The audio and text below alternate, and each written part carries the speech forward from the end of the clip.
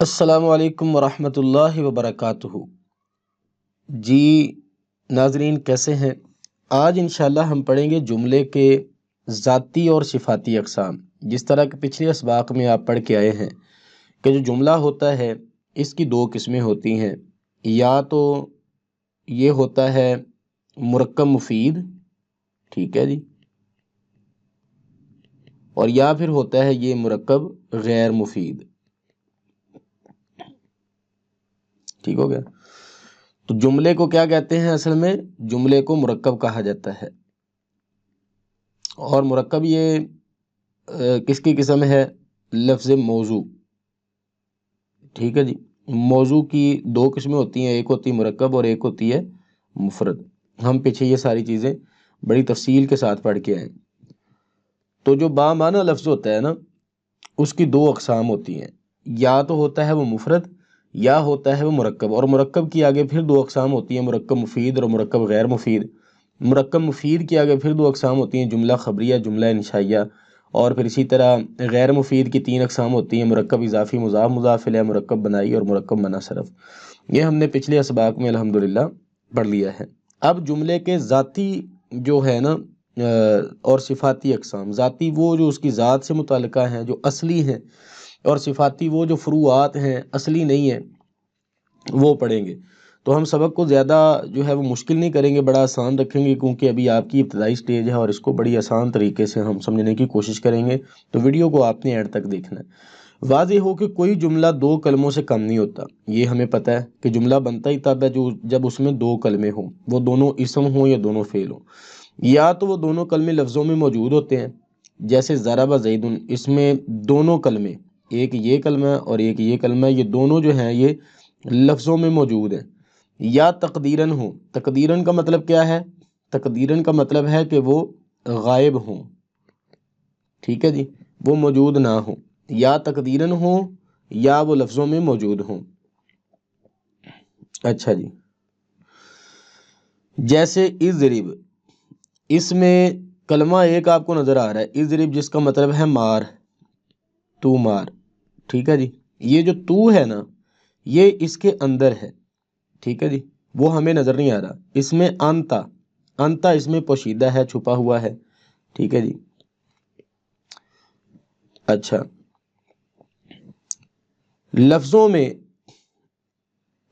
میں موجود نہیں ہے، ٹھیک ہے۔ یہاں پر دونوں لفظوں میں موجود ہیں، ایک یہ اور ایک یہ، اور اس میں صرف ایک کلمہ ہے فعل، لیکن اس میں دوسرا کلمہ نہیں ہے یہ بھی جملہ۔ تو دوسرے کلمے کو سمجھنے کے لیے ہمیں اس کا ترجمہ آنا چاہیے۔ تو ترجمے میں کیا ہے؟ اضرب، تو مار۔ تو جو اب ہمیں پتہ چلے گا، ایک تو مارنا ہے، یہ جو صاف سامنے لفظ نظر آ رہا ہے، اور اضرب کے اندر حکم ہے، تو اس حکم کا مطلب کیا ہے؟ تو، یعنی کہ وہ سامنے والے کو مخاطب کر رہا ہے، اور تو کا عربی میں کیا کہتے ہیں؟ تو کو انتا کہتے ہیں۔ تو اس میں کیا پوشیدہ ہو گیا؟ انتا اس میں چھپا ہوا ہے۔ یہ ہم نے ترجمے کے ذریعے پتہ چلانا، یہ شروع میں ابھی سادہ سا طریقہ آپ کو بتا رہا ہوں۔ اچھا، جملے میں دو سے زیادہ بھی کلمے ہوتے ہیں، یہاں پر دیکھیں دو تھے، یہاں پر بھی دو تھے، لیکن وہ کہتا ہے کہ جملے میں دو سے زیادہ بھی کلمے ہوتے ہیں، مگر زیادہ کی کوئی حد نہیں، جملہ بہت بڑا بھی ہو سکتا ہے، کم از کم دو ہوتے ہیں جملے میں، کم از کم جو الفاظ ہوتے ہیں وہ دو ہوتے ہیں، دونوں لفظوں میں موجود ہوتے ہیں، یا ایک موجود ہوتا ہے اور دوسرا نہیں ہوتا۔ یہ نہیں ہوتا کہ دونوں ہی نہ ہو، زیادہ کی کوئی حد نہیں۔ جب جملے کے کلمات بہت ہوں تو اسم اور فعل کو اس میں سے تمیز کرنا چاہیے، ٹھیک ہے جی۔ جب آپ کے سامنے ایک بہت بڑا جملہ لکھا ہوا ہے تو آپ نے اس میں سے نشاندہی کرنے کی اسم کیا ہے اور فعل کیا ہے۔ آگے اسم کی نشاندہی کرنے کے طریقے بھی آ رہے ہیں اگلے سبق میں، اور فعل کی نشاندہی کرنے کے بھی طریقے آ رہے ہیں، ٹھیک ہو گیا جی۔ اور دیکھنا چاہیے کہ مورب ہے یا مبنی ہے۔ مورب کس کو کہتے ہیں آگے بتاتا ہوں میں، یا مبنی ہے، مبنی کس کو کہتے ہیں یہ بھی آگے آ رہا ہے۔ عامل ہے یا معمول ہے، یہ دونوں الفاظ نے یہ آگے آ رہے ہیں، یہ ابھی آپ کو نہیں سمجھاؤں گا، آپ نے بس ان کو پڑھنا ہے۔ اور یہ بھی معلوم کرنا چاہیے کہ کلمات کا تعلق آپس میں ایک دوسرے کے ساتھ کس طرح کا ہے، تاکہ مسند اور مسند الیہ ظاہر ہو جائے۔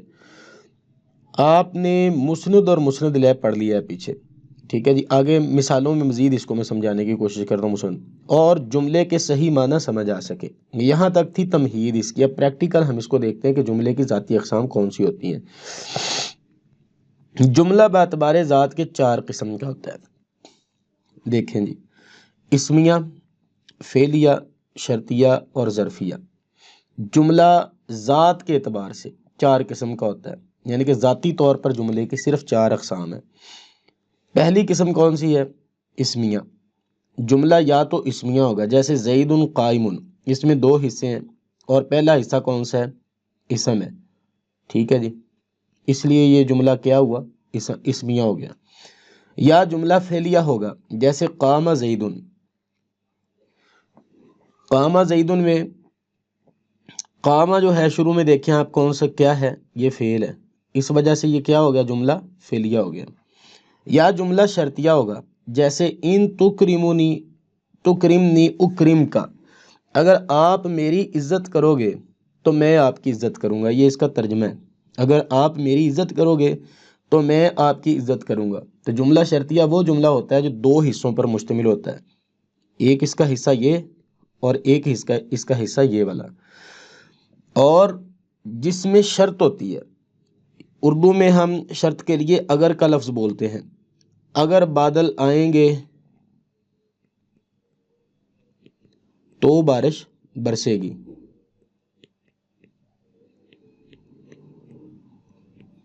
ٹھیک ہے جی، جس میں اگر کا لفظ آئے اردو ترجمے کے اندر وہ ہوتا ہے جملہ شرطیہ۔ تو اس میں بھی اگر کا لفظ آ رہا ہے، ان اگر تو میری عزت کرے گا تو میں تیری عزت کروں گا۔ تو اس میں جملے کے 2 حصے ہوئے، اگر بارش ہوئی تو ہم گھر پر رہیں گے، یا پھر جو محنت کرے گا وہ پھل پائے گا، یا پھر جو ورزش کرے گا وہ صحت مند رہے گا۔ ان میں جو ترجمے کے الفاظ ہیں ان میں اگر، جب یا پھر کہ جیسے حروف استعمال ہوتے ہیں۔ یہ جملہ جو ہوتا ہے اس میں شرط پائی جاتی ہے، اور اس میں جو ایک پہلا حصہ ہوتا ہے وہ جملہ جو ہوتا ہے وہ شرط ہوتی ہے، اور دوسرا حصہ اس کی جزا ہوتی۔ اتنا ہم مشکل نہیں اس کو کریں گے، اس کو آسان ہی رکھیں گے انشاءاللہ، ٹھیک ہے جی، کیونکہ یہ ابھی آپ کی پہلی سٹیج ہے۔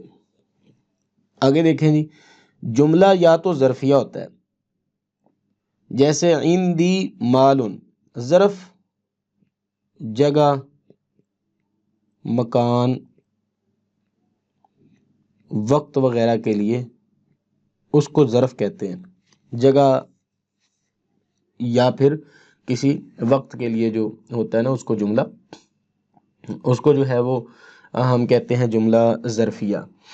اچھا جی، جملہ ظرفیہ جو ہوتا ہے نا، اس میں آپ نے یہ بات ذہن میں رکھنی ہے کہ اس کا جو پہلا حصہ ہوگا اس میں ظرف کا معنی پایا جائے گا، اور ظرف کا معنی کیا ہے؟ یا تو جگہ کا ہوگا یا وقت کا ہوگا۔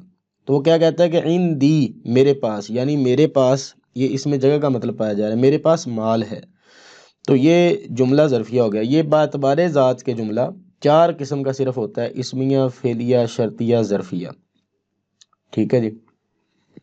اسی طرح آپ گھر میں 5 آدمی موجود ہیں، گھر میں 5 آدمی ہیں، تو یہ جو گھر میں لفظ ہوگا نا، گھر میں، اس سے ہم اندازہ لگائیں گے کہ یہ جملہ ظرفیہ ہے۔ اور ظرفیہ جملہ بنانے کے لیے یہ شرط ہے کہ وہ ظرف شروع میں آیا ہو، شروع میں استعمال ہوا ہو۔ تو یہ کسی مقام یا وقت کو بیان کرنے والے لفظ کو جملہ ظرفیہ کہتے ہیں، جیسے میں گھر ہوں یا میں کل جاؤں گا، کل کے اندر جو ہے وہ وقت پایا جا رہا ہے، ٹھیک ہے جی۔ تو اسی طرح یہ جملہ عموماً فعل، اسم یا حرف کے ساتھ مل کر جملہ مکمل کرتا ہے۔ اور اس کی اہمیت یہ ہے کہ جب بات کرنے والا بات کہہ چکا ہوتا ہے تو اس کے بعد اس کا یہ فائدہ ہوتا ہے، تو اس کے بعد ہمیں اس کے مقصد کے اندر یا تو کسی جگہ کے بارے میں پتہ چل رہا ہوتا ہے کہ یہ کسی جگہ کے بارے میں بات کر رہا ہے، یا پھر کسی وقت کے بارے میں بات کر رہا ہوتا ہے کہ یہ کسی وقت کے بارے میں بات کر رہا ہے، تو یہ ہوتا ہے جملہ ظرفیہ۔ تو یہاں تک امید ہے انشاءاللہ آپ کو بات سمجھ آ گئی ہوگی۔ اچھا جی، یہ 4 قسمیں اصل جملہ کہلاتی ہیں، یہ 4 قسمیں، اسمیہ، فعلیہ، شرطیہ، ظرفیہ، جملے کی اصل قسمیں یا پھر اصل جملہ، یعنی کہ اصل بنیاد جملے کی یہ ہوتی ہے۔ آگے جتنی بھی قسمیں ہوگی نا جملے کی وہ الگ ہیں، وہ جملے کے ساتھ خاص نہیں ہوتی، وہ کسی سبب یا کسی وجہ کے ساتھ جملے کا حصہ بنتی ہیں اور پھر جملہ اس طرح کا ہو جاتا ہے۔ یہ بات آپ نے ذہن میں رکھنی ہے۔ اب بات بارے صفت کے، ذات کے اعتبار سے صرف جملہ یہ 4 قسم کا ہوتا ہے، اسمیہ، فعلیہ، شرطیہ، ظرفیہ، اور صفت کے اعتبار سے جملہ 6 قسم کا ہوگا، ٹھیک ہے جی۔ صفت کے اعتبار سے جملہ کتنی قسم کا ہوتا ہے؟ 6 قسم کا ہوتا ہے۔ اچھا جی، پہلی قسم کون سی ہے؟ مبینہ۔ یہ وہ قسم ہے جو پہلے جملے کو واضح کر دے، جیسے الکلمۃ علی ثلاثۃ اقسام اسم و فعل و حرف۔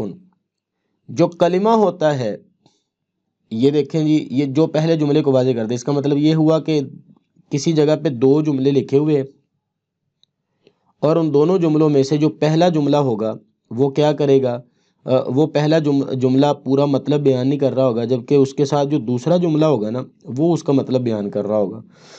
تو مبینہ میں 2 جملے کا ہونا ایک تو شرط ہے۔ اب اس مثال میں دیکھیں کہ اس مثال میں آپ کے سامنے یہ ایک پوری لائن لکھی ہوئی ہے۔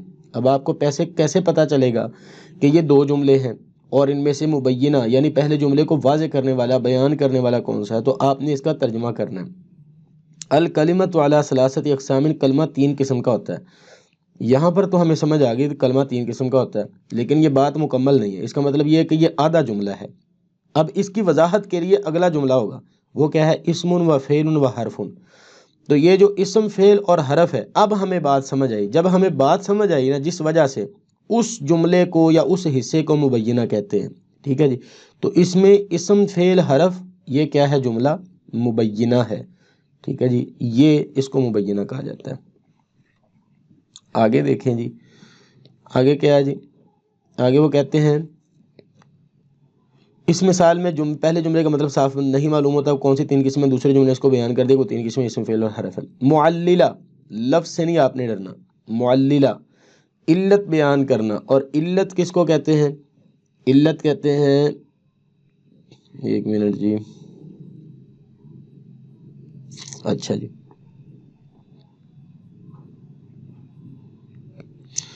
علت کا مطلب ہوتا ہے وجہ، کاز، علت، وجہ، سبب، ٹھیک ہو گیا۔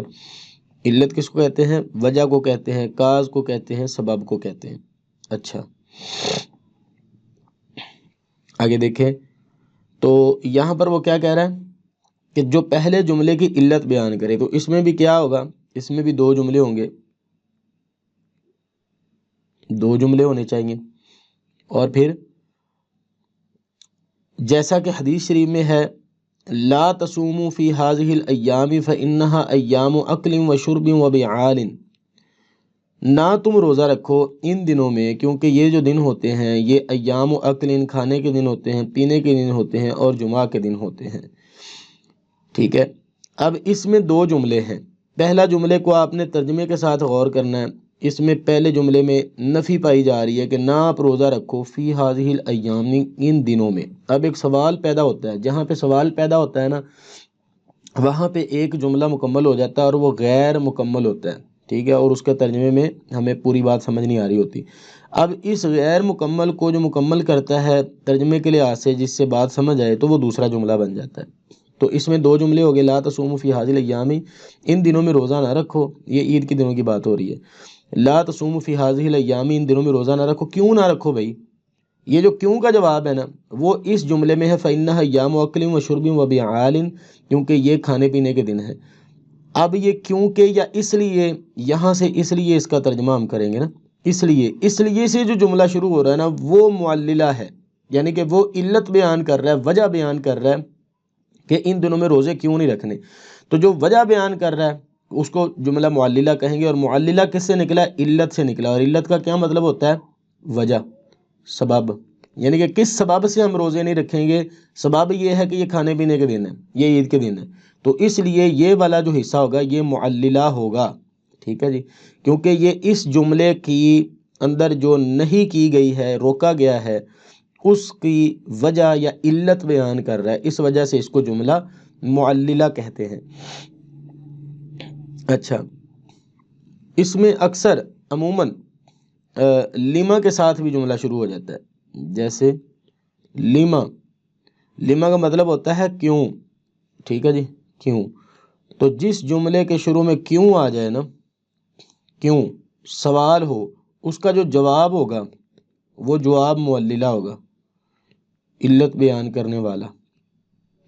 مثال کے طور پہ بھائی تو نے اس کو کیوں مارا، کیوں مارا تو نے اس کو؟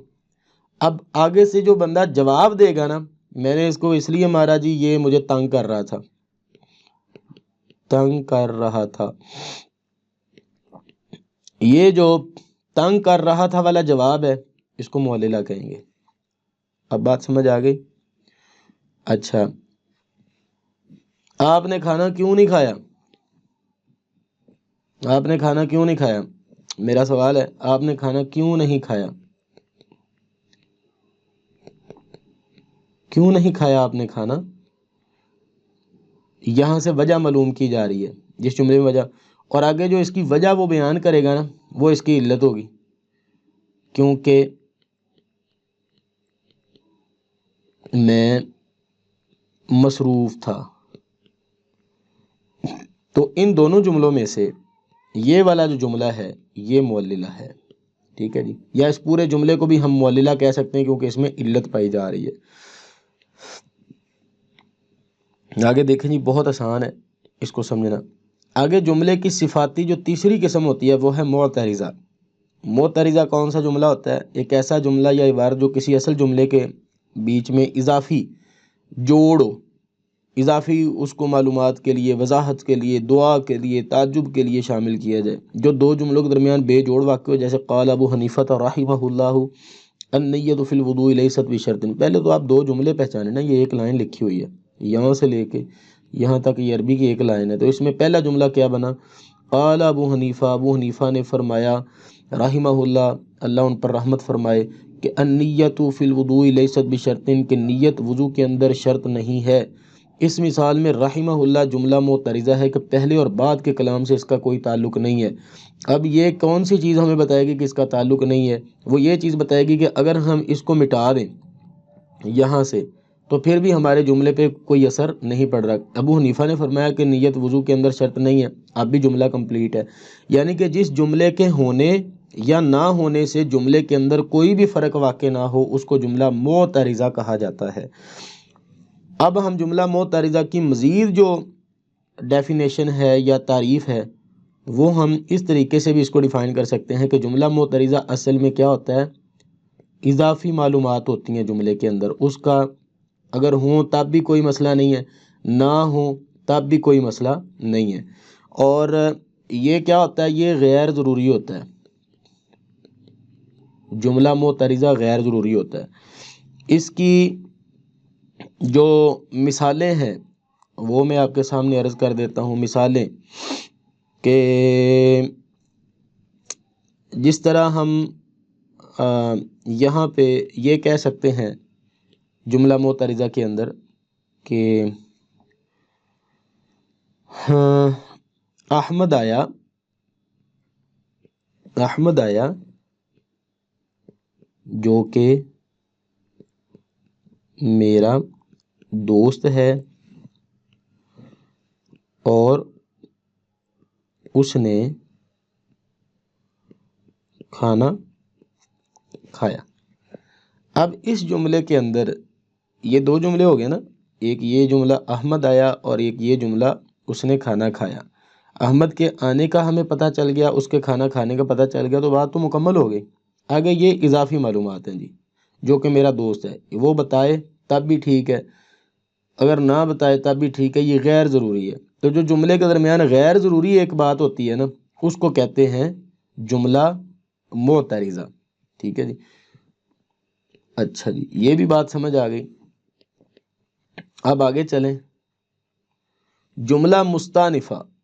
جملہ مستانفہ کیا ہوتا ہے؟ وہ جملہ ہے جس سے نیا کلام شروع کیا جائے، جیسے الکلمۃ علی ثلاثۃ اقسام، اس کو جملہ ابتدائیہ بھی کہتے ہیں۔ جملہ مستانفہ، جملہ مستانفہ، جملہ مستانفہ ایسا ہوتا ہے کہ جس سے نئی بات شروع کی جائے، نیا آغاز ہم اس کو کہہ سکتے ہیں نیا آغاز، ٹھیک ہے جی. اور یہ عموماً جواب میں آتا ہے. جس طرح میں نے پیچھے کہا تھا نا کہ آپ نے کھانا کیوں نہیں کھایا، تو آگے سے جو جواب آئے گا تو وہ جملہ مستانفہ بھی اس کو کہا جاتا ہے. اچھا، ہم یہاں پہ اس کو اس طریقے سے بھی کر سکتے ہیں. وہی مثال میں آپ کو پیچھے والی دے دیتا ہوں کہ آپ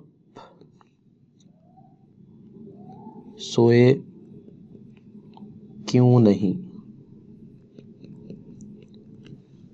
ٹھیک ہے، یہاں تک یہ ایک جملہ ہو گیا.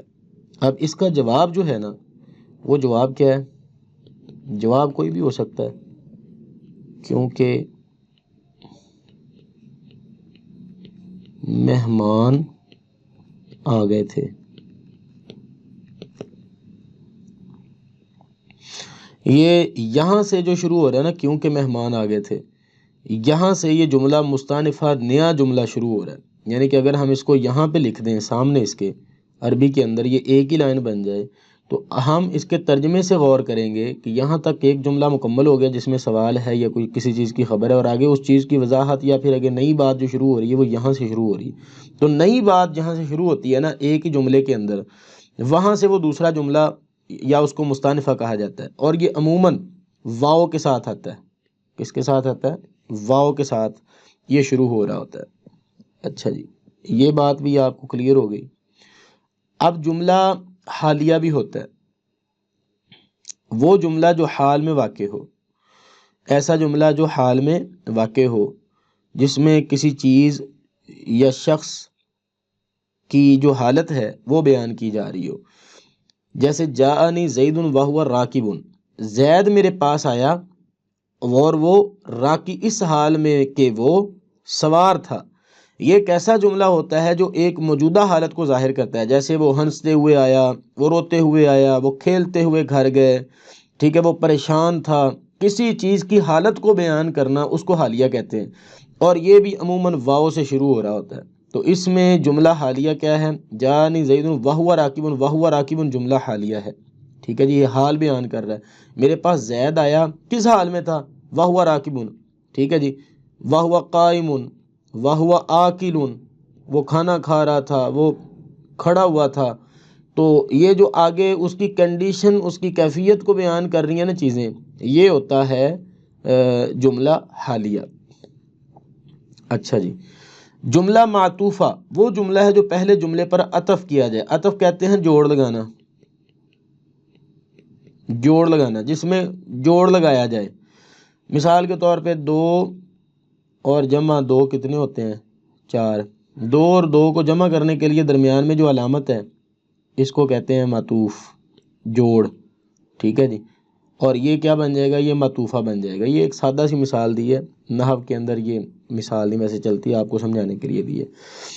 اب وہ جو جمع کا نشان تھا نا، دو جمع دو چار ہوتے ہیں، تو یہ جو جمع کا نشان ہے نا، اس سے ہم اندازہ لگائیں کہ ان دونوں جملوں کا آپس میں تعلق بنا اور پھر یہ نتیجہ نکلا. ٹھیک ہے جی، تو یہاں پر بھی آپ دیکھیں، جانی زیدن، زید آیا میرے پاس، وذہب امر، اور امر چلا گیا. اس میں جو یہ جمع کا نشان ہے نا، وہ یہ واو ہے. ٹھیک ہے جی، واو لازمی ہوتی ہے اس میں. اور بھی حروف معطوف ہیں، عطف ہیں، اور اس واو کو حرف عطف کہا جاتا ہے. جوڑ والا لفظ یہ جوڑ لگاتا ہے. ٹھیک ہے جی، یہ آپ نے ذہن میں رکھنا ہے. تو یہ واو سے پہلے والا جو جملہ ہوگا یہ ہوگا معطوف علیہ، معطوف علیہ. اور یہ جو ہوگا یہ ہوگا معطوف، یعنی کہ اس جملے کا جو جوڑ ہے وہ اس کے ساتھ لگایا جا رہا ہے، تو اس لیے یہ معطوف علیہ جس پر جوڑ لگایا گیا، اور یہ والا جملہ جوڑ ہے. اور یہ والا جو لفظ ہے درمیان میں جو جوڑ لگا رہا ہے اس کو حرف عطف کہتے ہیں، یا حرف جوڑ آپ اس کو کہہ سکتے ہیں، اس کا حرف عطف نام ہے. تو یہ جی آج کے ہمارے ماشاءاللہ جو سبق تھا اس میں ہم نے جملے کی ذاتی اور صفاتی اقسام کو پڑھا. ذاتی اقسام جو ہیں وہ اس کی چار ہیں، جملہ اسمیہ، فعلیہ، شرطیہ، اور اسی طرح جو ہے نا وہ جملہ آگے ظرفیہ، اور بعتبار صفت کے جملہ 6 قسم کا مبینہ جو پہلے جملے کو واضح کر دے، اور اسی طرح معللہ، معترضہ، مستانفہ، حالیہ اور معطوفہ۔ امید ہے انشاءاللہ آپ کو بات کی بہت اچھے طریقے سے سمجھ آئی ہوگی۔ اگر پھر بھی سمجھ نہیں آئی تو آپ کمنٹ سیکشن میں پوچھ سکتے ہیں، میں نے اس کو بہت آسان بنانے کی کوشش کی ہے، کیونکہ آپ کی ابھی ابتدائی سٹیج ہے، ابھی آپ نحو سے نئے نئے واقف ہوئے ہیں، تو بہت زیادہ ہیوی بھاری بھرکم یہاں پہ باتیں نہیں کی گئی تاکہ آپ کو سمجھ آئے۔ تو اللہ تعالی ہم سب کا حامی و ناصر، اور انشاءاللہ ملتے ہیں اگلے سبق میں۔ بہت آسان ہے، اس میں ہے علامات اسم، کہ آپ جملہ لکھا ہوا ہے تو اسم کا ہی نہیں آپ کو پتہ چلا تو پھر آپ جملے میں کیسے اس کا جان سکیں گے؟ معترضہ، مستانفہ، حالیہ، معطوفہ یا اس کی ذاتی صفاتی اقسام، آپ کچھ بھی نہیں پتہ کر سکتے جب تک آپ کو اسم کی علامات کا پتہ نہیں ہوگا۔ تو نیکسٹ سبق ضرور دیکھیے گا، ملتے ہیں اگلے سبق میں۔ السلام علیکم ورحمۃ اللہ وبرکاتہ۔